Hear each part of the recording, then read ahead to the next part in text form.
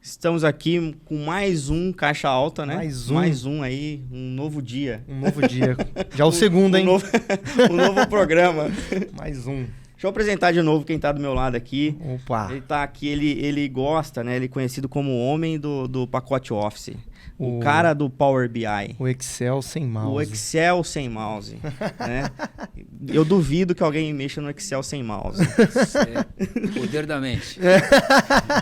Vamos apresentar aqui o nosso convidado? Vamos lá. É pesado, hein? Esse aqui eu tenho um prazer de conhecer, porque somos próximos. Vocês parecem um pouquinho. Eu fico tentando entender o que vocês fazem. Vamos descobrir junto. Olha o currículo do homem. Contador, conselheiro, coach, formado no México e no Chile. Rapaz. Proprietário de restaurante, certo? Casado, 4 filhos. Então, uma creche. Sócio... Esses são os oficiais. Né? Sócio aposentado da Price. Trabalhou por 40 anos, né? Com 22 sendo sócio ativo. Né? Gestor da Price aqui no Brasil, né? Em São Paulo, passou por Manaus, Recife, Porto Alegre e Ribeirão Preto. Durante o período de 2008 até 2013, atuou como presidente da Price no Equador. América Latina. Atual membro do Conselho Fiscal da Ouro Fino. Nossa, faltou espaço aqui do currículo. E está no Conselho Consultivo da Campo Fértil Exportação, parte agrícola, né? Atento aos movimentos atuais nos conceitos ESG, estamos na frente, ninguém mais, ninguém menos do que José Paulo Neto, da famosa pizza. Aê, obrigadão. Obrigado. E aí, Neto? Eu te chamo de Neto, Paulo? Olha, me chamam... É o seguinte, eu vou contar a história do meu nome, né? Boa, começar aí. Eu era conhecido, quando eu era pequenininho, na família como Paulinho, né? Me chamavam de Paulinho, minhas tias, meus avós, Paulinho pra cá, Paulinho pra lá. Bom, o tempo foi passando, eu casei, tive filhos e coloquei num dos meus filhos o nome de Paulo. Eu sou José Paulo, né? Sim. E aí, ele passou a ser o Paulinho e eu o Paulão. E virou Lão. Então, meus filhos, meus netos me chamam de Lão. Ao mesmo tempo, muitas vezes eu sou chamado de João Paulo. Não sei se é esse meu jeito de papa, qualquer coisa assim.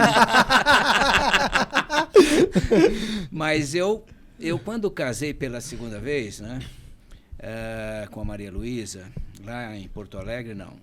Nós moramos em Porto Alegre, mas eu casei e ela é de Horizontina, bem ao oeste do estado. A gente fala que é a terra da Gisele Bündchen. Ixi. E eu encontrei a Maria Luísa e não a Gisele, né? A Gisele... Ela estaria nos Estados Unidos hoje, a sua não fazendo Gisele. nada. Inclusive, a Gisele tá aí, separada. Pronto pra gente... 400 milhões na divisão do... Mas Nossa, enfim, fofoca. A gente chama ela pra falar aqui no Caixa. Queremos você aqui, Gisele. Alô, Gisele. Então, quando eu fui transferido da Price, quando eu fui para Manaus, trabalhar em Manaus, eu era o sênior residente. Eu tinha 26 anos e fui tocar um escritório com mais 2 assistentes que haviam lá. Eu já tinha 4 anos de experiência na Price e fui para lá. Então, eu era o encarregado do escritório. Imagina, com 26 anos... E como é que o pessoal te 2 chamava filhos. Naquela época? Naquela época, quando eu fui transferido, eu cheguei em Belém, que era o escritório que controlava o escritório de Manaus, e o gerente do escritório pegou um memorando de transferência e começou a ler, como você fez agora. E falou assim, bem, João Paulo, opa... João Paulo. Me rebatizaram. Foi a primeira vez que de José eu virei João. E daí pra frente, às vezes eu entrego a minha identidade assim numa recepção e a pessoa pega, faz as anotações e devolve a identidade falando, muito obrigado, João Paulo. Vou com a minha identidade na mão. Eu tenho um João aí por trás, né, que eu não sei quem é. Então, eu quando casei lá em Horizontina, né, casei aqui, né? Sim. no civil. E aí a gente foi fazer uma festa porque a mãe da Maria Luísa fez questão, né? Sim. Então ela organizou uma festona, convidou todos os parentes, amigos, e ela emitiu um convite para todo mundo. E como é que ela me chamou? De João Paulo. O convite chegou aqui, um pacote de convite aqui em casa, para a gente distribuir para os amigos, parentes. E quando nós vimos ali o João Paulo, a Maria Lúcia chamou a mãe dela, mãe, mas que negócio é esse? É José Paulo. E a mãe dela, já tinha feito alemãzona assim dura, falou, não, é João. Agora é João. Casar com a minha filha tem que ser João. Aí ela falou assim, casar com ela é o João. Aí ela falou assim, a mãe dele chama ele de João. Como assim? A mãe dele chama ele de João se ele não é João? Bom, eu casei como João. Então, eu fui transferido como João, casei como João. Meu Deus do céu. Bem-vindo, João, né? Lá em Horizontina. Agora eu não consigo te chamar de José, mas... Famoso JP. Então, me chamam de José Paulo, me chamam de Zé Paulo, me chamam de Neto. Na Price, também deu uma confusão, porque eu sou Marques Neto. E tinha um Marques. De vez em quando... Era um crédito de reembolso de despesa na minha conta, que era dele, porque confundiam. Sim. Aí também tinha um Paulo Estevão Neto, que era um dos sócios. E uma vez entrou uma grana enorme na minha conta, porque... Nossa, que delícia! O Bradesco, eu peguei o extrato, tinha lá não sei quantos mil... Naquela cruzeiros. Época, acho que era cruzeiros, ou cruzeiros novos, cruzados. Não me lembro. Aquele montão de dinheiro. Falei, caramba! Aí eu fui investigar e era do Paulo Estevão Neto. Do outro... Então, assim, meu nome confunde aí muitas Chamar vezes. de José Então, João Paulo. Colocar mais um. Neto, pode ser Neto? Neto. Pô, Neto com 2 T's. Isso. É isso. E onde você começou a história, mas da onde que você é? Onde você nasceu? Eu nasci em São Paulo. Você é de São Paulo. No bairro de Santa Terezinha, numa vila chamada Vila Campanelli. Certo. E dali nós mudamos para o Paraná. Meu pai foi trabalhar lá. E eu mudei para vários lugares. O que ele fazia? Meu pai, ele trabalhava na área comercial. Então, ele trabalhou em várias empresas de vários ramos, né? Ele tinha essa facilidade para vendas. Então, esse era o negócio dele. Legal. E a minha mãe cuidava da casa. Minha mãe... ela veio, a família dela fugindo da guerra, ela nasceu na Lituânia e veio para o Brasil. Ela nunca teve a nacionalidade brasileira solicitada, então ela continuou lituana para o resto da vida, até falecer. E meu pai e minha mãe veio morar aqui em Orlândia e numa fazenda, porque eles vieram de fora, como imigrantes, foram para a lavoura, né? Vem com um saco de roupa, agricultor. Não tem nada, né? Vira agricultor. Que na época era o quê? Você lembra? Não sei, era uma fazenda, naquela época, não lembro o que produziam, talvez café nessa região, né? E meu pai nasceu em Bebedouro, chama Terra Roxa, que é um lugar pertinho ali de Bebedouro. Sim, aqui do lado. De família de portugueses, eles tinham fazendas de café, que também quebraram na época da crise do café. Aí todo mundo foi para São Paulo. Minha mãe saiu de Orlândia, eles saíram lá de Terra Roxa, se encontraram em São Paulo. Eu nasci em São Paulo, mas São Paulo nunca me quis, então eu sempre vivi fora de São Paulo. Mudei para todo lado. Eu percebi. A casa que eu moro hoje é a minha casa número 32. Então, você conta 32 casas já que eu morei. Aqui em Ribeirão eu vim morar, fui para um apartamento, aí mudei para uma casa, fui embora, construí uma casa, voltei, então só aqui já tive tá fora da média. casas. A média fala que você muda 7 vezes para ficar num lugar mesmo. 7 vezes? É. Eu tenho assim, mas não uma fizeram média... pesquisa com o Instituto IPEC. Não incluiu o José. Mas a minha média era assim, uma casa a cada 2, 3 anos. Então é um problema você mudar, tem cortina, tem armários que não servem mais, é muito prejuízo também. E você vai perdendo as raízes, né? São Paulo você desapegou já. Eu tenho meus filhos que moram lá, meus irmãos moram lá, eu vou a passeio. Mas São Paulo é sufocante para mim. Eu gosto de mato, gosto de lugar aberto, de ver longe. Então eu adoro o Ribeirão. tirando a poeira, o calor, eu adoro o calor também. Tirando o que tem de ruim, fica bom. Então, Ribeirão hoje está muito arrumado, você tem tudo aqui, você não precisa sair para nada. E tem boas pizzarias, Sim. a melhor, eu estou tocando, né? Uma famosa aí. mas eu, assim, eu rodei de norte a sul do país, morei fora no Equador. E como que você escolheu contabilidade para sua vida? Porque eu sou contador. Então, eu tenho um asterisco aí. Contabilidade, na grade curricular da faculdade, tá como humanas. Sim. Não é humanas. Não é humanas. Bom, não exatas. É o quê? Exatas. Exatas. Não é exata. A contabilidade, ela é interpretativa. Você tem julgamentos. Você tem normas, né? Não existe uma exatidão. Por exemplo, você tem que fazer uma provisão para perda ou desvalorização de um ativo. Você faz algumas estimativas baseadas em premissas. Você pega a norma, aplica ela, tenta fazer uma interpretação que, na maioria das vezes, não é também tão Eu já entendi que eu estou em desvantagem. Mas eu ia perguntar de fato, porque eu sou contador e também vim por conta do meu pai. Você está falando que o seu pai era comerciante. Então, o que despertou em você? Então, ele me falava muito isso sobre a contabilidade. Ele gostava também dessa área, né? E na época, a minha família era uma família pobre. Nós não tínhamos dinheiro para sustentar ninguém numa faculdade mais cara. Sim, sim. E eu fiz o técnico de contabilidade. Certo. Naquela época, o técnico podia assinar balanços, prestações financeiras, né? E eu fiz o técnico e surgiu a oportunidade. Eu trabalhava no grupo Ultra e a Price fazia auditoria lá, PwC. Legal. E eu vi o pessoal e tal, e aquilo foi me encantando. Eu conversando com o pessoal que trabalhava lá. Tinha quantos anos nessa época aí?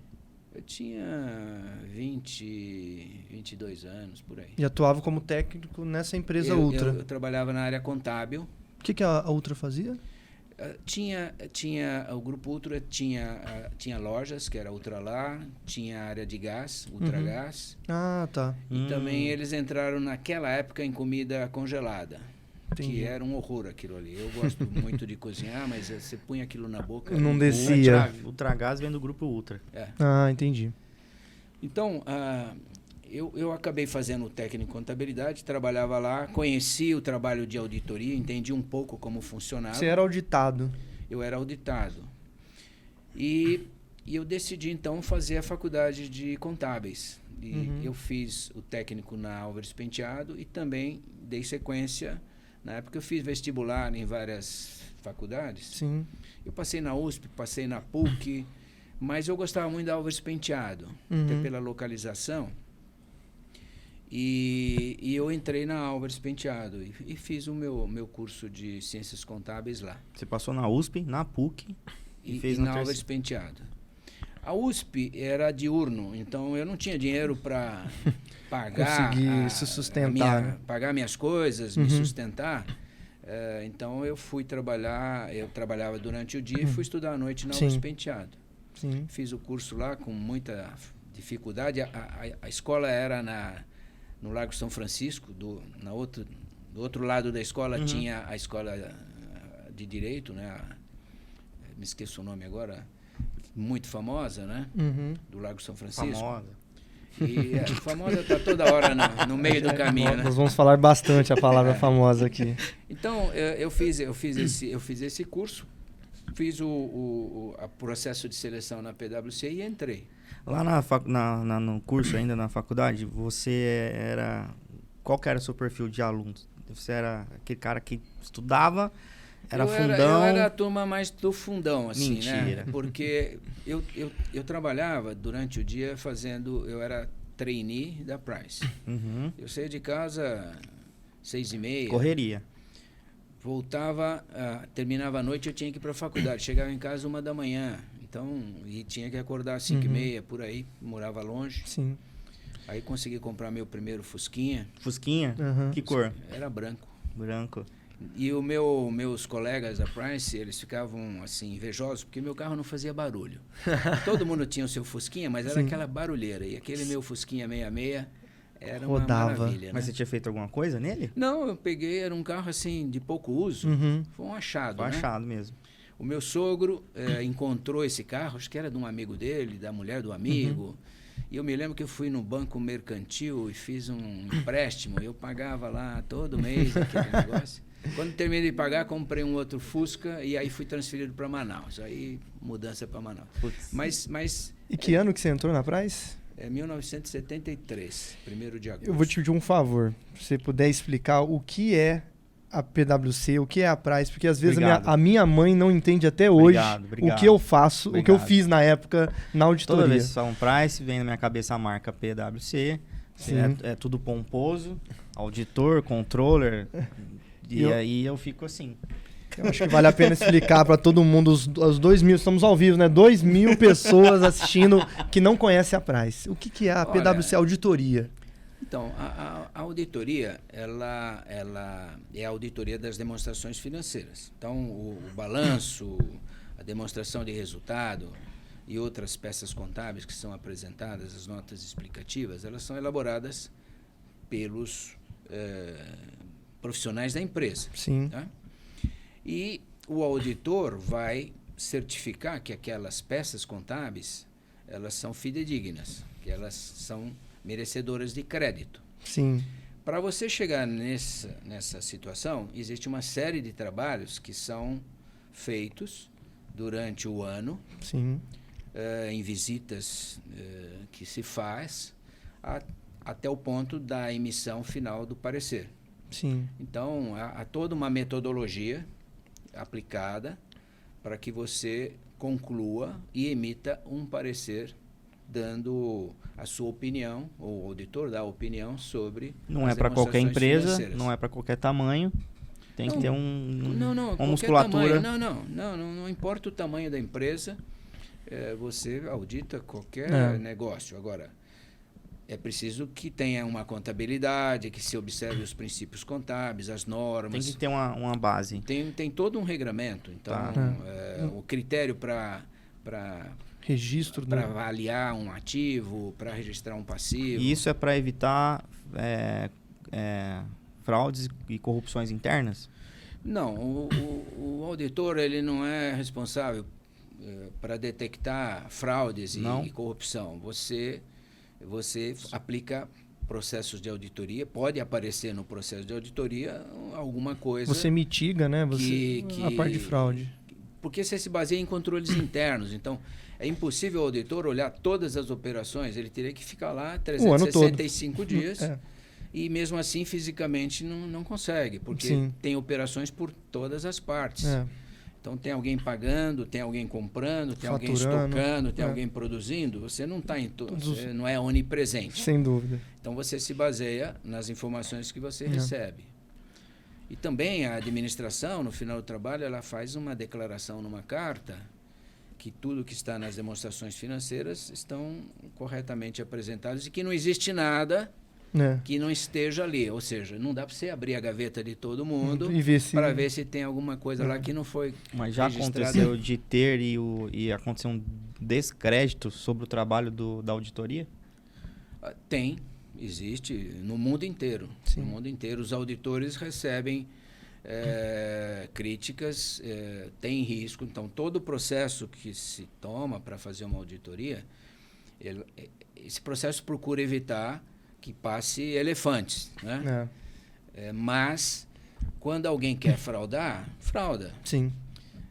Teve um caso, vou dar um exemplo aqui já antigo,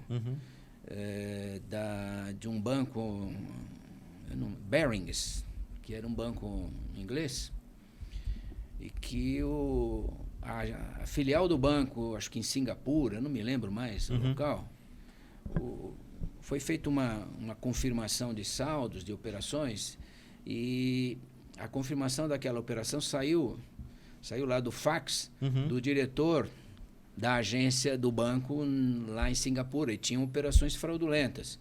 Então, o auditor se fiou naquele papel, naquela confirmação, e aquela confirmação era falsa. Então, você tem Entendi. riscos, existem riscos.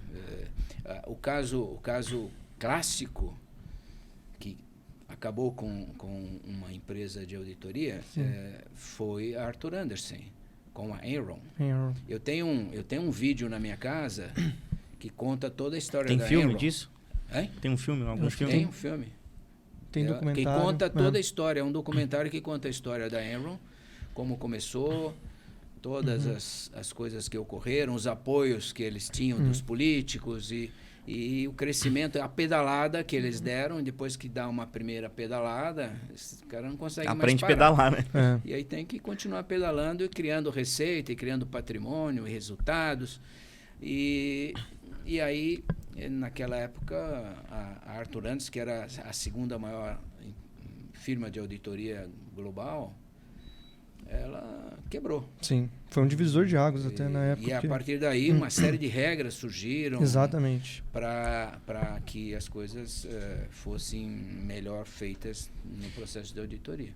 E quando você entrou para fazer auditoria lá no trainee, você se imaginava chegar onde você chegou? Você tinha essa vontade? Porque normalmente, quando a gente entra na PwC ou na auditoria, tem já aquela escadinha para chegar até virar sócio. Como é que era? Escadona, né? Uma grande escada. Na verdade, eu sabia do plano de carreira que você tinha. Sim. Quando eu entrei, haviam 4 categorias de assistente, eu era assistente D.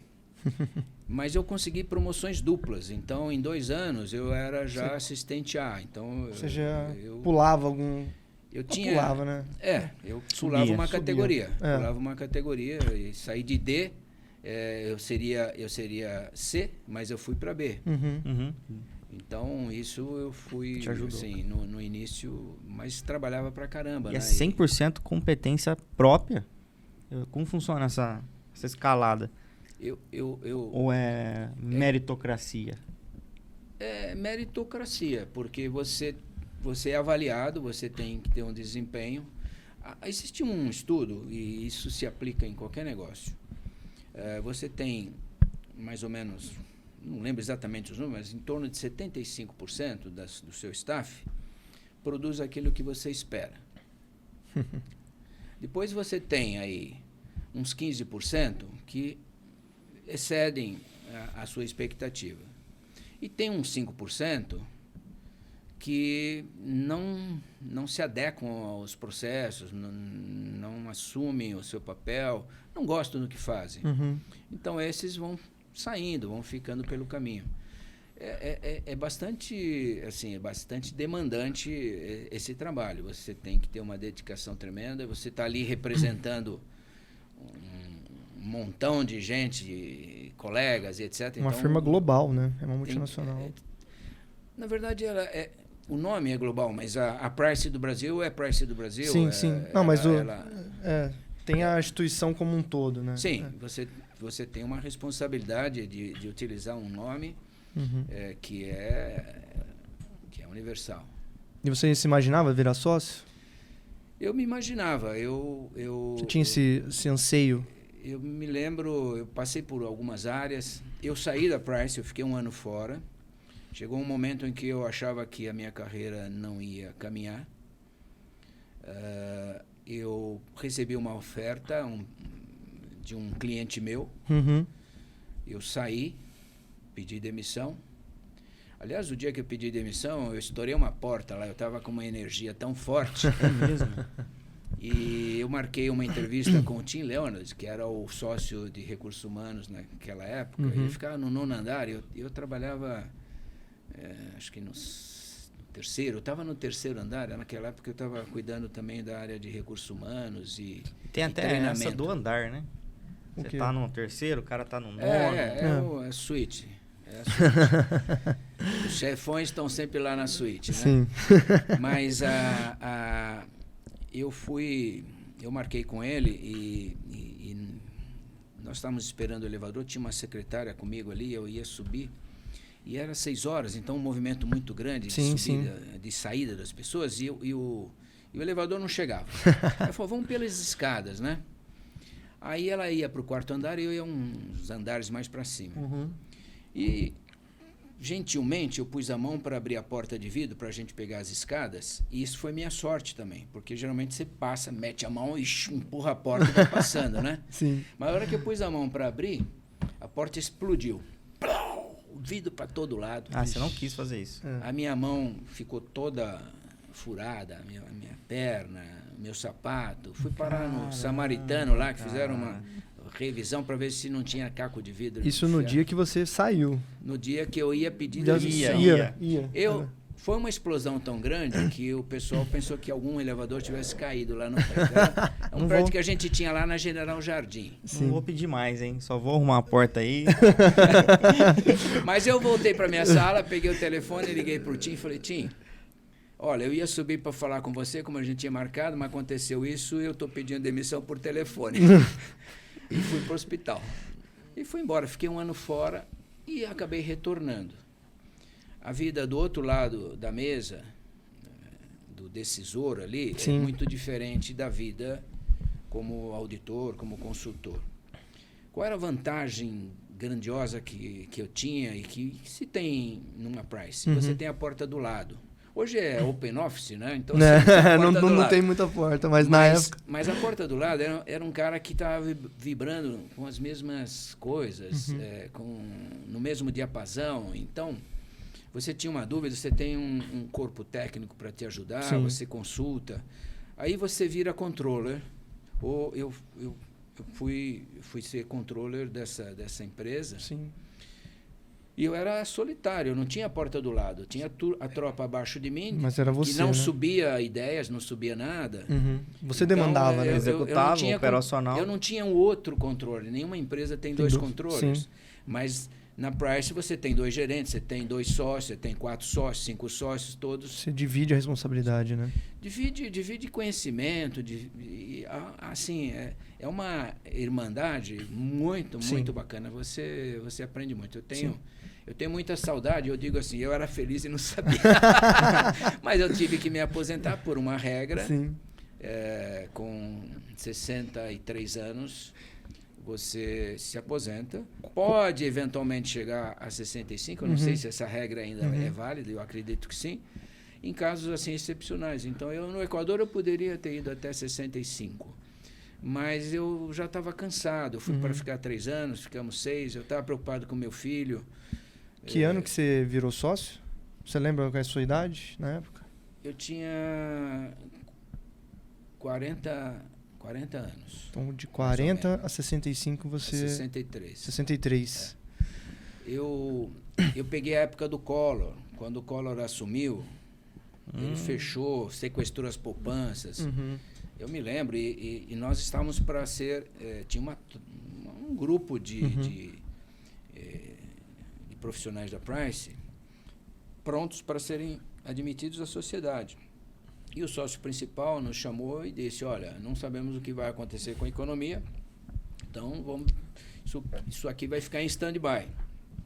Vocês vão ter que esperar um pouco para a gente ver o que acontece. Isso é contra SLT? Não era individual? Como é que é o contrato? Você como auditor, como controller, trainee, etc. Não, na Price você é CLT. Tá. Mas quando você vai à sociedade, então você abre mão. Você sai, você se demite e é admitido como sócio de capital. Sim. E aí você entra no risco do negócio, diferente de quem está na folha de pagamento.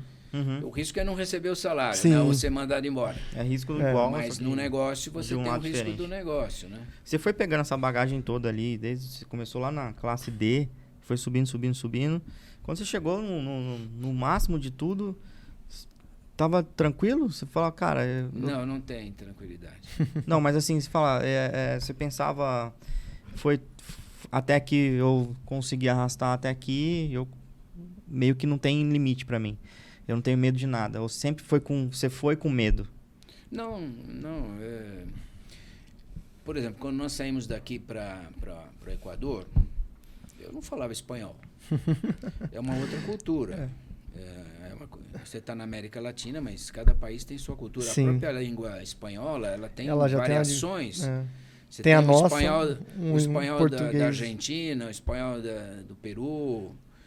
Tem coisas que são palavras semelhantes, mas tem muitas divergências, Sim. né? E significados diferentes. Então, é uma tensão. Você vai comandar um país com os profissionais de lá, não dominando plenamente a língua, não conhecendo a cultura, então é desafiador. É desafiador. Você tem uma apreensão, sem dúvida. Sim. E como que que assim, é isso que o Thiago está comentando. Só de estar na Price já é um grande desafio. Como é que você lidou com esses desafios ao longo do tempo? Porque isso foi, eu imagino que foi um convite, né, que você tenha recebido, mas como é que é esses desafios que foram ao longo do tempo? Porque são desafiadores, igual você está comentando. É os 5% lá, que é diferente de todo mundo. A gente... Eu nunca tive medo de nada. Sim. Obviamente, a gente tem a preocupação e tudo mais. Eu vou dar um exemplo. Quando eu estava em Porto Alegre, encarregado do escritório de Porto Alegre, eu vim para Ribeirão Preto, substituir um sócio que estava aqui e estava indo para São Paulo. Sim. E eu cheguei aqui em fevereiro de 1998. 98. Você conhecia Ribeirão? Eu tinha estado aqui uma vez, conhecia. Sim. Ribeirão passou assim pela minha carreira, mas acabou não acontecendo. Era no centro na época? Era no centro. Na Rui Barbosa? Era na Rui Barbosa quando eu vim para cá, mas eu acho que tinha um outro endereço que eu não me lembro. Sim. Mas quando eu vim para cá era na Rui Barbosa. Seu pai, ele era da Price também? Ele era da Price também. Na época, por isso que... E o seu pai foi até em qual etapa dentro da Price lá? Ele parou como gerente sênior, na época. Então, quando eu cheguei aqui em 98, o escritório da Price era fundamentalmente do agronegócio, né? Muitas usinas de açúcar e álcool e outras atividades. E naquele ano tinha havido uma desregulamentação do setor. O setor era todo regulamentado, quanto podia produzir, quanto podia vender, era tudo em cotas, né? Uhum. E de repente as usinas ficaram sem esse tipo de controle. O presidente estatal. era o FHC, né? Eu acho que era. Não me lembro quem era na época, mas o que aconteceu foi que havia um super estoque, foi uma loucura, foi um período assim muito difícil. Conturbado. Eu estava chegando, trabalhava feito um maluco, sábado, domingo, tínhamos que estudar muito a situação de cada uma dessas empresas, empresas com alto endividamento, com altos estoques, não tinha saída, não tinha nem onde estocar. Foi um período muito difícil, de 98 até 2000 e pouco. Até que as coisas se ajustaram naturalmente, né? Mas, assim, são desafios. E é o que eu disse, a minha vantagem era que eu tinha sócios em Campinas que vinham me ajudar. Sim. Na época eu trabalhava muito com o Otávio Maia, hoje ele mora em Portugal, se aposentou também, mora em Cascais, e ele vinha me ajudar. Depois teve o Fagundes também lá, eu era sozinho aqui, então tinha uma carga de trabalho enorme. Mas eu tinha essa infraestrutura, esse apoio técnico, logístico. Sim. Isso é fundamental. Então, isso é o grande... É a grande alma da PwC. É esse apoio mútuo que a gente recebe aonde você estiver. Não importa o que você faz, não importa onde você esteja, você nunca vai estar sozinho. E eu vejo você falando desses apoios de sócios, e eu sei que hoje, por exemplo, nós temos 3 sócios aqui na unidade de Ribeirão. Quando veio o segundo sócio, quem na época, você lembra mais ou menos quando que veio esse segundo para fazer um apoio mesmo? Não foi do meu tempo. Eu quando saí, Você eu saiu, era o único sócio. Você ainda era o único? Nossa. Eu era o único. Então eu recebi essa ajuda de Campinas. Sim. Né? Eventualmente de São Paulo, mas substancialmente dos meus colegas de Campinas. E E como que veio a ideia de... Sim, você tinha anseio de sair? Como que foi essa sua saída da auditoria? Quebrou outra porta. Aqui era de madeira. Agora foi com chute. Mas como assim sair da auditoria? Eu não entendi a sua pergunta. Você... Aposentar. Sim, você se sentiu... Lógico, porque tem uma política, né? Vamos Sim. falar assim, que você acabou seguindo, né? Como é que foi essa saída? Você falou que não queria aposentar? Você se sentia que conseguia fazer? Você pensou... Porque muita gente que é ex-auditor ou sai para cliente, monta os seus escritórios, porque você tem uma bagagem muito grande. Você poderia não necessariamente parar, né? Vamos falar assim. Abrir uma pizzaria. Você poderia abrir um escritório. Exato. Na verdade, quando você se aposenta, você não pode competir com a PwC. Sim. É uma regra e a ética também te leva a isso. Sim. Né? Então, eu não posso seguir fazendo auditoria competindo com a empresa do qual eu sou sócio, mas um sócio aposentado. Sim. Né? Eu me aposentei pelas regras da Price com 63 anos. Uhum. Uma regra que todos seguem. Certo. E aí você tem alternativas. Hoje eu sou conselheiro fiscal na Ouro Fino já há bons anos. Uhum. Ajudo bastante a Ouro Fino nas minhas participações com Sim. os meus colegas. Somos em 3, né? Uhum. Faz um ano também eu estou no conselho consultivo da Campo Ferte, uma empresa que negocia com grãos e insumos agrícolas. Commodity. E é uma área muito desafiadora, porque hoje a cotação é X, amanhã é X menos 5, depois da manhã é X mais 2. Uhum. Vai oscilando muito, né? É desafiador esse segmento de grãos, né? Sim. Porque as cotações saem lá de Chicago, tem um espirro não sei aonde, a China não sei o quê, então tem efeitos de toda forma e Sim. muita especulação. Então muita gente ganha dinheiro especulando, Sim. e forçando preços para baixo ou para cima, dependendo da posição de cada um, né? E não tem mais o boom que teve dos commodities como teve 2010 para cima. O Brasil é o celeiro do mundo, a gente sabe disso. E vai continuar sendo, e por isso a gente tem que preservar essa característica que nós temos, né, de produzir e alimentar o mundo. Sim. Né? Esse é algo assim fantástico que o Brasil tem. Uma coisa que eu observo para quem trabalha nessa área de vocês aí, que eu fico de lado, né, de longe, olhando, é que trabalha pra caramba.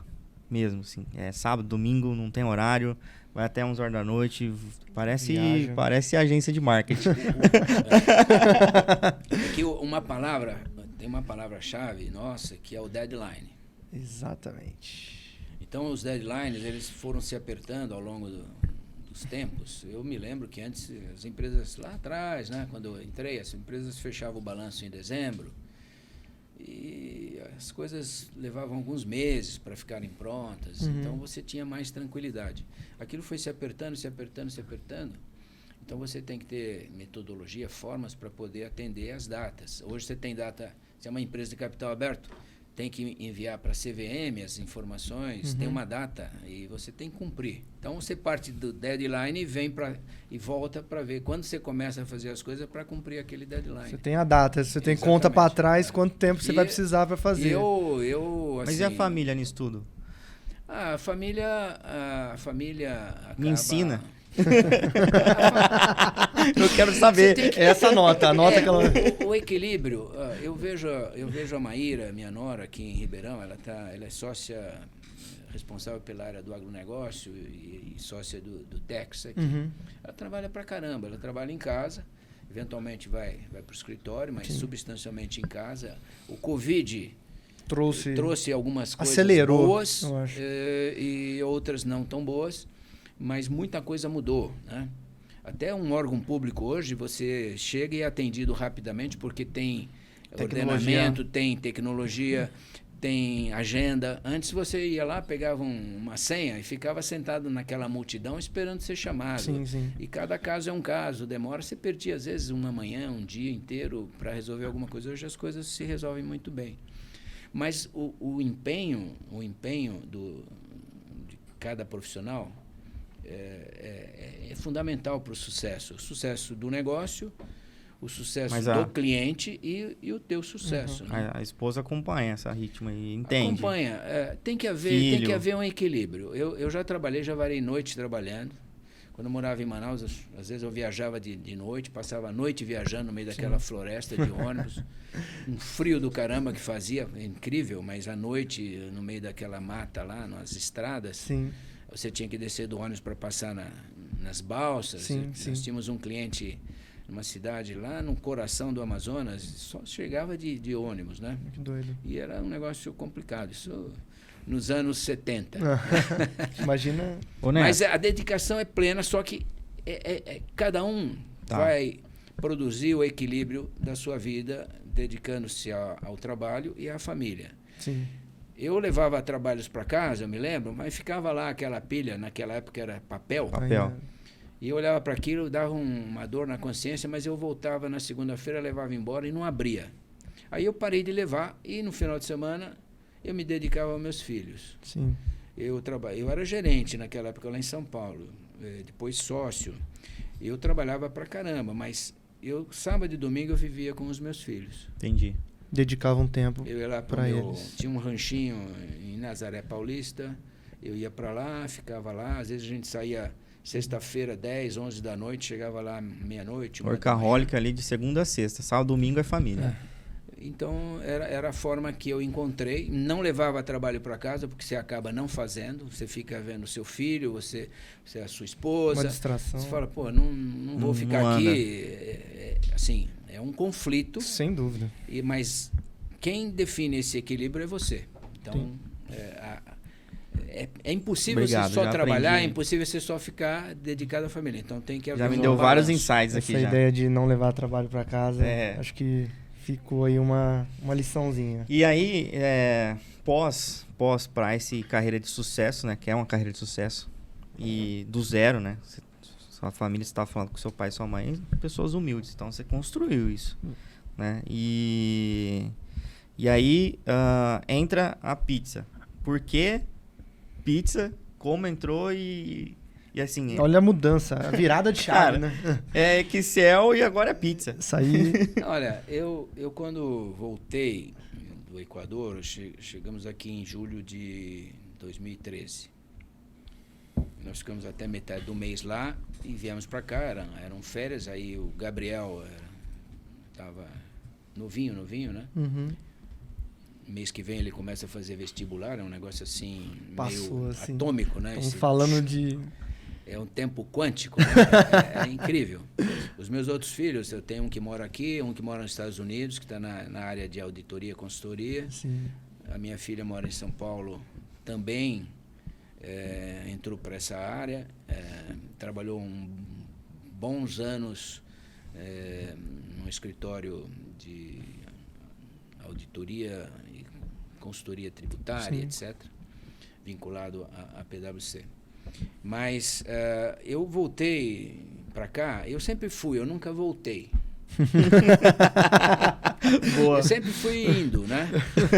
Mas como eu tinha começado a construir uma casa aqui, tinha um rancho em Rifaina, foi a primeira vez que eu voltei para um lugar que eu já tinha morado. Eu nunca voltei. Entendi. Você só ia. Entendi. Liga os pontos. E aí eu cheguei aqui e tal, falei com o Maurício, que era o sócio aqui do escritório. Sim, falei, sim. Maurício, estou aí no mercado, tenho muita lenha para queimar, estou aposentado da PwC, mas ainda estou aqui com esse corpinho de 18 anos e firme para tocar qualquer negócio. Aí ele me apresentou uma oportunidade e eu ponderei bastante e acabei entrando... Que foi a pizzaria.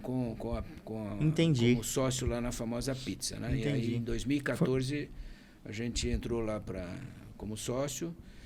Depois, Você já tinha uma pegada de culinária, de pizza ou não? Sim. Já tinha? Já. Eu fazia muita pizza. Lá no Equador, principalmente, a gente fazia. E aqui também sempre fiz bastante. Eu gosto de cozinhar. Ah, legal. E pizza é um negócio assim, bastante comunitário, né? Até a forma dela redonda atrai, as pessoas sentam ao redor, né? Legal. Então Social. vai tomando o seu pedaço. Então é assim, compartilhar quer dizer dividir o pão. Sim. Né? Esse é o significado de compartilhar. E quando você compartilha uma comida, quando você come um prato, um Dividido filé com alguém. e com algum acompanhamento, é o seu prato. Ele é seu. É o prato individual, como se diz. Mas a pizza você compartilha, né? Exato. Você, o cara come uma pizza sozinho. Vem 7 pedaços pra mim e um pra ela. Eu ia falar compartilhar, mas eu como uma pizza sozinho às vezes, dependendo da fome, mas eu entendi a linha dessa E a nossa pizza grande, ela tem 16 pedaços. Olha. Então, essa eu acho que eu não como. todo mundo pode experimentar um dos sabores que a gente faz hoje em 3 sabores.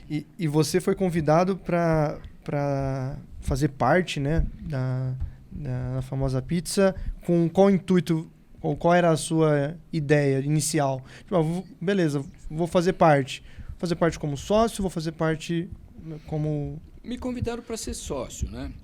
Eu avaliei. Como eu gosto de cozinhar, sempre estive à frente disso. Uhum. Eu, quando era garotinho, 10, 12 anos, a minha mãe, ela fazia seus trabalhos e às vezes ela tinha que levar o que ela costurava peças que vinham cortadas, né? Uhum. E depois ela pegava o trem lá onde a gente morava, ia lá para o centro de São Paulo para entregar aquele saco de roupa costurada. Uhum. E ela falava para mim, você vai fazer a comida, então faz isso, isso, isso. E a minha bronca era que ninguém comia a minha comida. Eu tenho esse problema às vezes. A gente sentava em volta da mesa, meus irmãos, eles olhavam para aquela comida, não tinha sido feito pela minha mãe, e ninguém queria comer aquilo. Era arroz, feijão e alguma coisinha lá, né?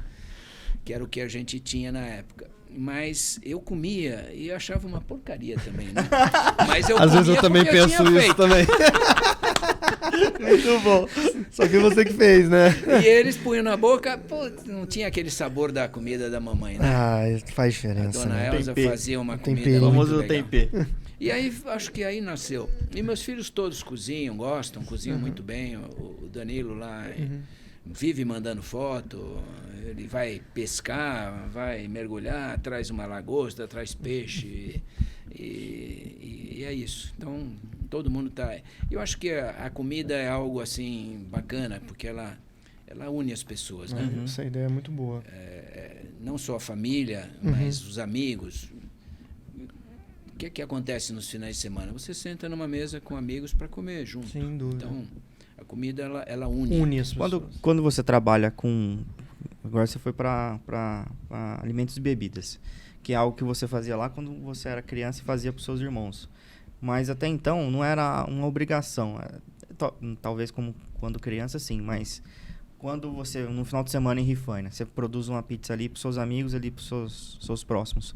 Isso é legal. Mas quando você está com um negócio disso, todo dia fazendo isso, vendo isso acontecer, todo dia, 365 dias, não dá uma enjoada e fala, cara, o meu hobby, o meu prazer virou um desprazer? Como é que você encara isso? É muito demandante. Eu não tinha ideia de quanto é estressante tocar um restaurante. Porque você tem todo tipo de problema, seja pessoal, seja o fornecedor que não te entrega. Você produz uma quantidade de ingredientes e aqueles ingredientes naquela noite sobram, porque ninguém pediu aquele sabor. Então, são ingredientes que têm uma durabilidade muito curta. E a gente toma todo um cuidado, porque você está lidando com a saúde também, né? O alimento precisa ter todo um cuidado.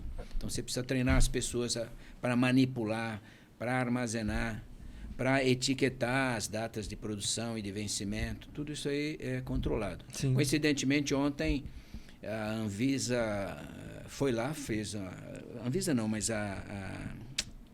como é que chama? Higiene... Putz, escapa o nome agora.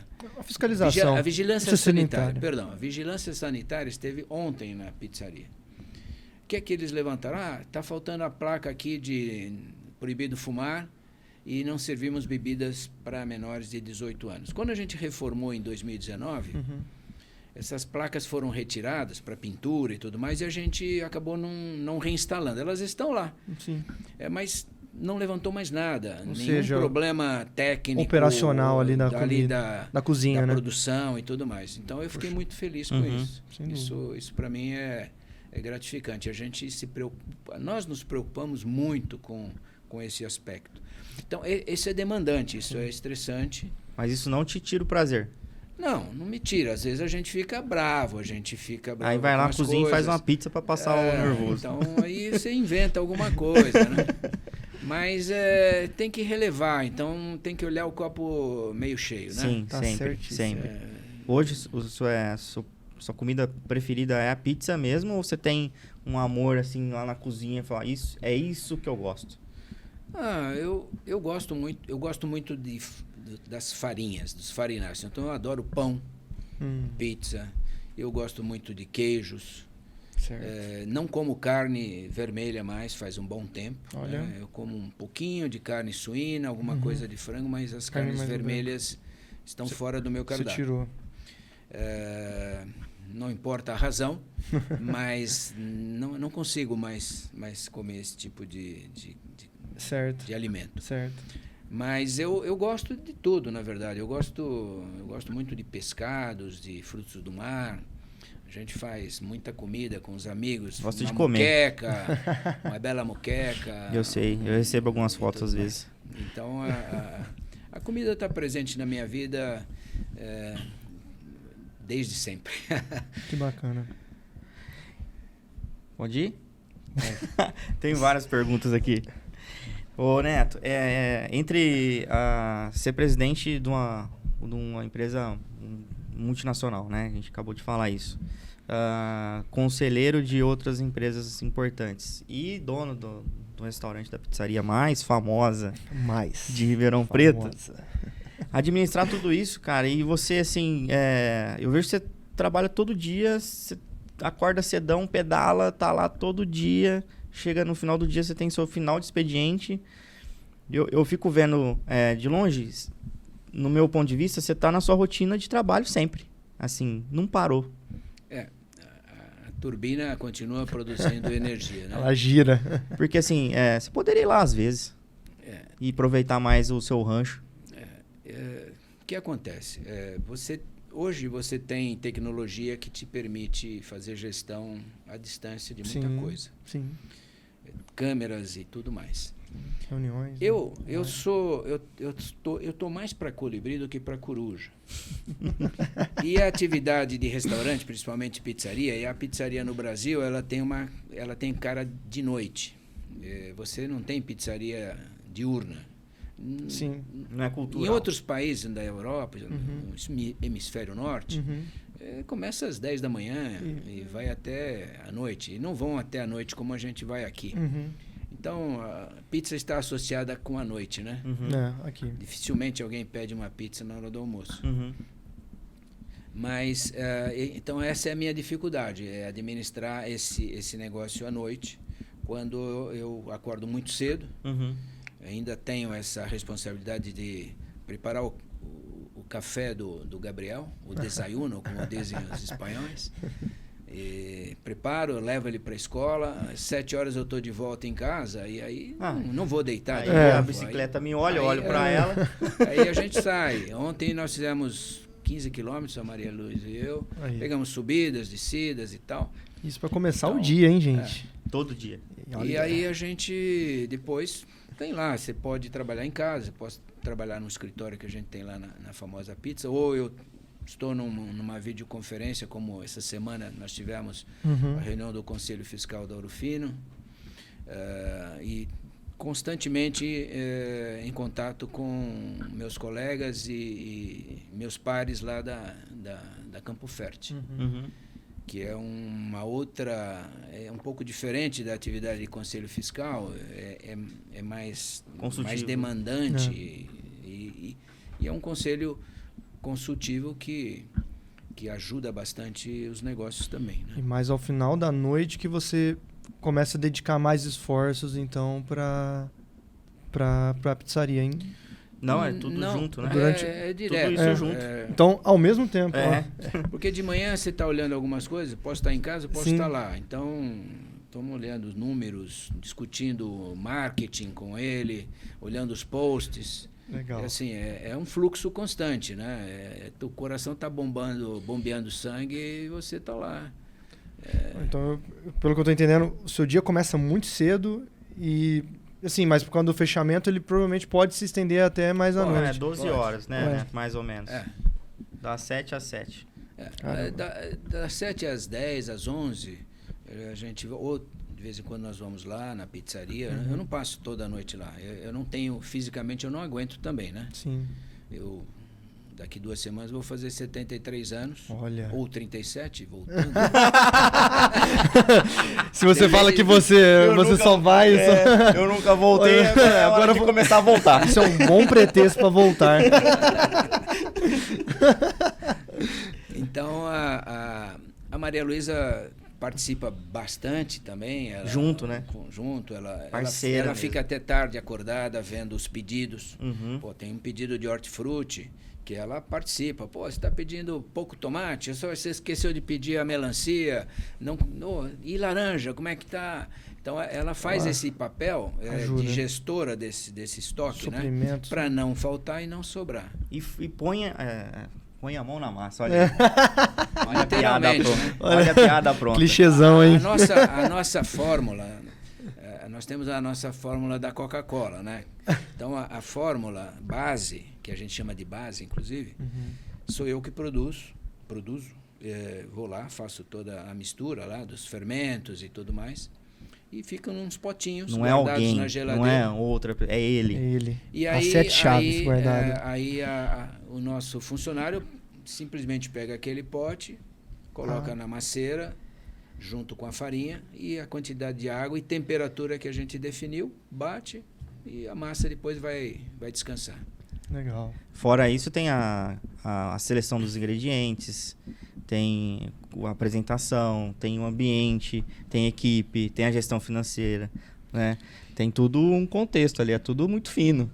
O Petit Gâteau vem lá de Campinas, né? Tem de tudo. Então, ou seja, a logística é bem complicada. A gente lá tem um apoio nessa área de compras da Gabriela e nós temos o Luciano que nos ajuda na parte financeira, na parte de recursos humanos, que é uma área super demandante.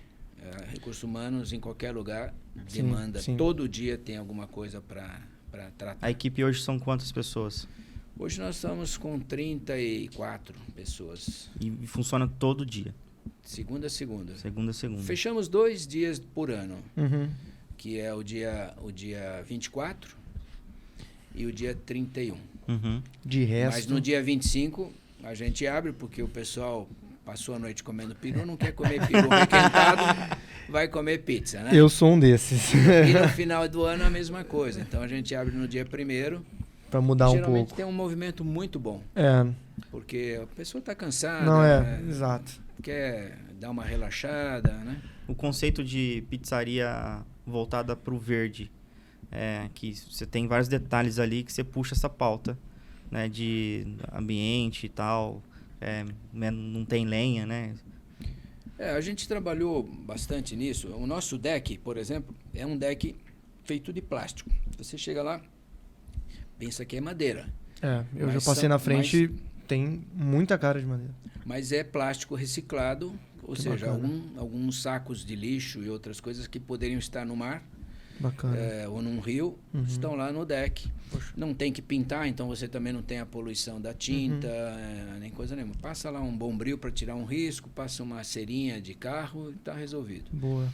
E a gente também migrou dos fornos a lenha para fornos a gás natural. A gente tinha o gás passando na porta e por que não aproveitar?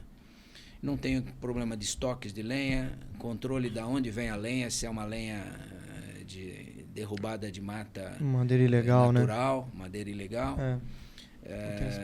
O armazenamento, são caminhões de lenha que você tinha que estocar num tempo de chuva, complicado. Você não tem armazéns para botar, custa caro guardar uma lenha num armazém, então fica ao ar livre. Então, tinha épocas que tinha roubo de lenha, a gente deixava num terreno lá perto, chegava lá, tinha um cara lá levando lenha, né?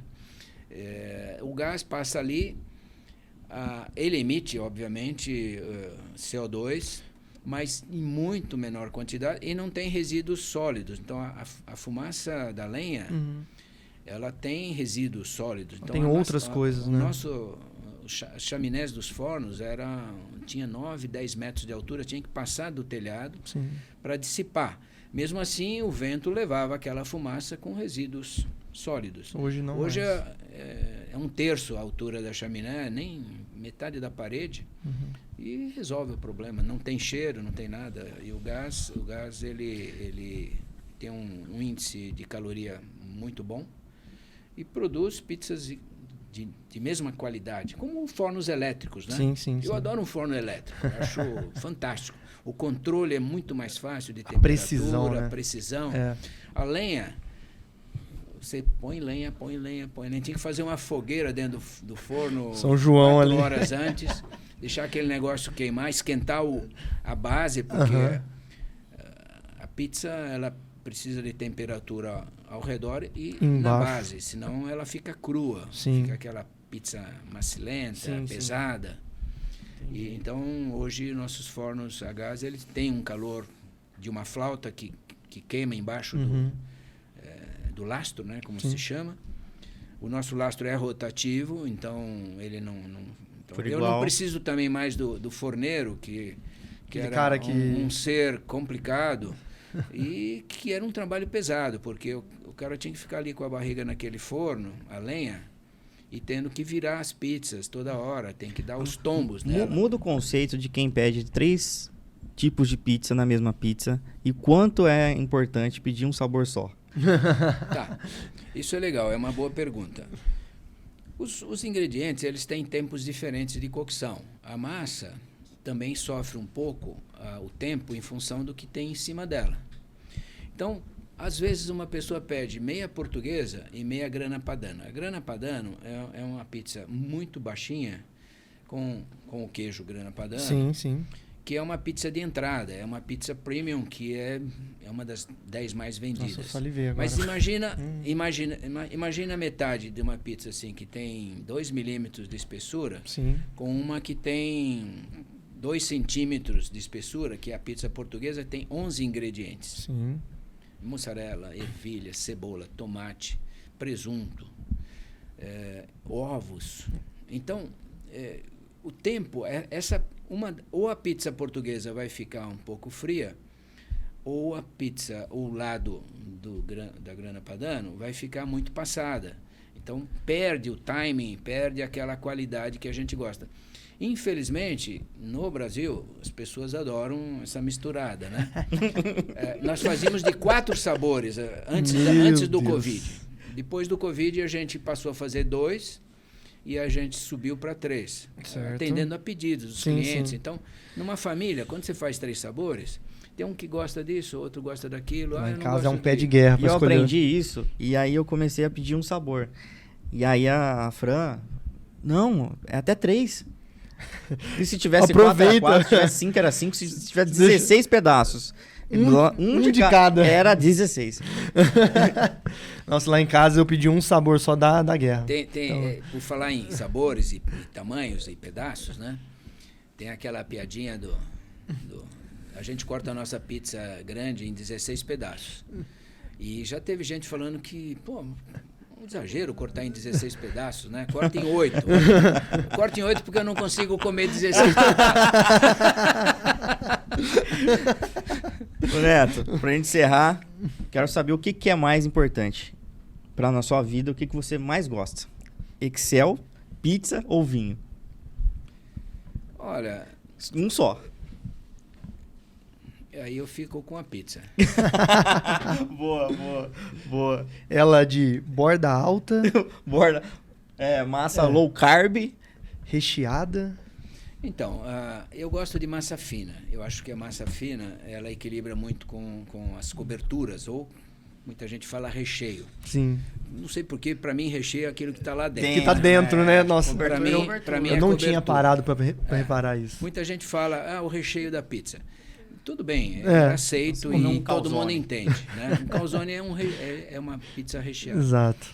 Mas eu gosto da massa fina, porque ela fica mais crocante, você equilibra mais, você come até um pouco mais, porque você está comendo menos massa. Menos massa, né?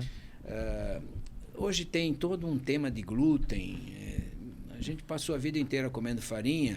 Não sei se as pessoas ficavam doentes ou não, não tinham os exames necessários, mas hoje tem essa coisa do glúten. Essa preocupação, né? Mas pelo que eu já li, foram as modificações que foram sendo feitas no trigo e que geraram um glúten não muito amistoso para certos organismos, né? Certas pessoas. Mas não tem nada melhor que uma boa pizza e um belo pão crocante, cascudão, né? Olha. Boa. Eu adoro a borda da pizza. Eu gosto também. A Luísa não gosta, o Gabriel não gosta. Meus outros filhos gostam, mas eu adoro. Quando sobra aquela bordinha, eu como ela purinha, porque é um pão. Não deixo passar nada não aqui não. Eu como tudo, pratinho limpo. Foi um prazer ouvir sua história. Poxa, bacana, né? Muito, muito, muito. E não para, né? Não, Vai sair daqui e vai trabalhar, né? Olha. Eu vou descansar. Hoje eu vou sair daqui, vou para casa, botar uma bermuda. Boa. Pegar o carro, vamos pra Rifaina. Camisa do vai Palmeiras. Maria Luísa. Não, Palmeiras não. Parmeira não. Parmeirinha não? Falamos aqui com o João Paulo. O João. Obrigado, viu? Foi um prazer. Obrigadão. Colega de Muito trabalho. bom. Valeu. Muito bom, foi um prazer conhecê-lo, viu? Valeu. Foi meu. Muito obrigado.